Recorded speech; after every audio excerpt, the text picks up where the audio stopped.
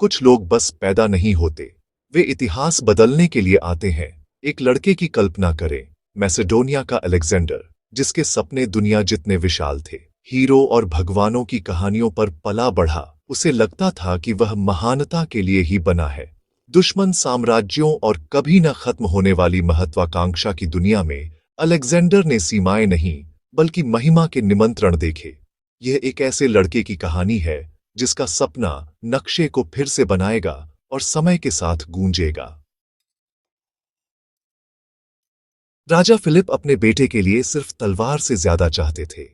वे एक ऐसा दिमाग चाहते थे जो उससे मेल खाता हो। उन्होंने एरिस्टोटल को बुलाया, जो सबसे महान दार्शनिक थे, अलेक्जेंडर को पढ़ाने के लिए। खुले बगीचों में एरिस्टोटल ने उसे फिलॉसफी, साइंस और लीडरशिप सिखाई। अलेक्जेंडर होमर की इलियाड से ऑब्सेस्ड हो गया, खुद को एकिल्स में देखता था। एरिस्टोटल की शिक्षा ने अलेक्जेंडर को विजेता ही नहीं, एक दूरदर्शी भी बनाया। राजा फिलिप की हत्या के बाद अराजकता फैल गई। 20 साल की उम्र में अलेक्जेंडर ने सिंहासन संभाला, दुश्मनों को हराया और सेना की वफादारी पाई। थेब्स ने विद्रोह किया, लेकिन अलेक्जेंडर ने शहर तबाह कर दिया। बाकी शहर राज्य झुक गए और वह हेलेनिक लीग का लीडर बन गया। ग्रीस के एकजुट होने के बाद उसने पर्शिया से बदला लेने की कसम खाई। 344 बीसी में उसने अपनी सेना के साथ एशिया की ओर कूच किया। अलेक्जेंडर अब सिर्फ एक राजकुमार नहीं था, वह किस्मत की ताकत बन गया था। एशिया की जमीन पर अलेक्जेंडर का सामना पर्शियन साम्राज्य से हुआ।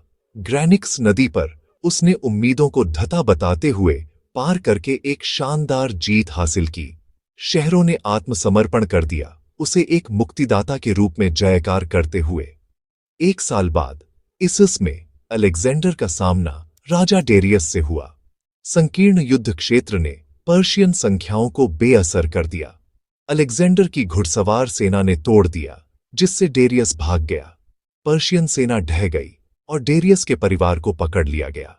अलेक्जेंडर की किंवदंती बढ़ी, वह अब राजाओं का विजेता था। पर्शिया के दिल का रास्ता खुल चुका था।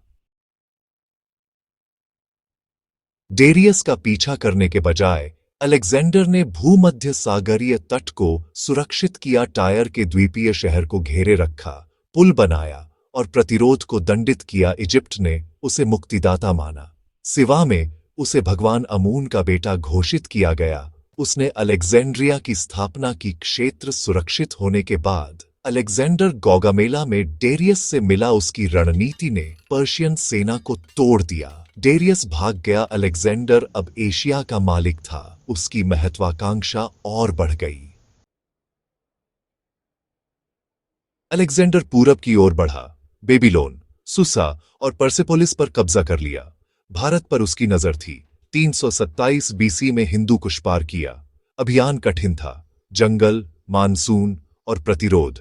हाइडस्पेस नदी पर राजा पोरस और युद्ध हाथियों से सामना हुआ। भारी नुकसान के बावजूद अलेक्जेंडर की रणनीति सफल रही। उसने पोरस को सम्मान दिया और सहयोगी बनाया, लेकिन हाइफासिस नदी पर सेना ने आगे बढ़ने से मना कर दिया। पहली बार अलेक्जेंडर को लौटना पड़ा। घर वापसी की यात्रा बहुत कठिन थी। अलेक्जेंडर ने अपने आदमियों को खतरनाक गिद्रोसियन रेगिस्तान से गुजारा। हजारों लोग प्यास और गर्मी से मर गए। उसने उनका दुख बांटा, पानी लेने से मना कर दिया जब उसके आदमियों के पास नहीं था। बचे हुए लोग आखिरकार सुरक्षित पहुंच गए, लेकिन कीमत बहुत ज्यादा थी।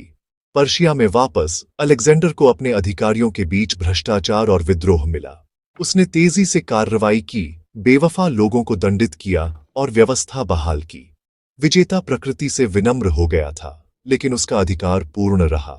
अब उसे एक विशाल, विविध साम्राज्य पर शासन करने की चुनौती का सामना करना पड़ा। बेबीलोन में अलेक्जेंडर ने पूरब और पश्चिम को एकजुट करने का सपना देखा।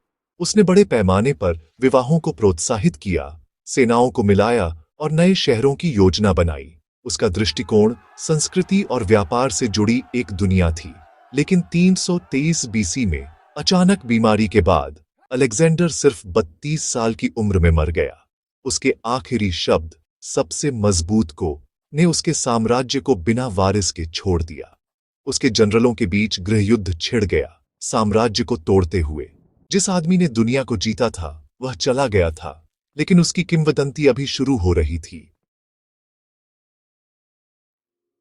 अलेक्जेंडर का साम्राज्य टूट गया, लेकिन उसका प्रभाव बना रहा। ग्रीक कल्चर पूरे महाद्वीपों में फैल गया, प्राचीन सभ्यताओं के साथ घुल मिल गया।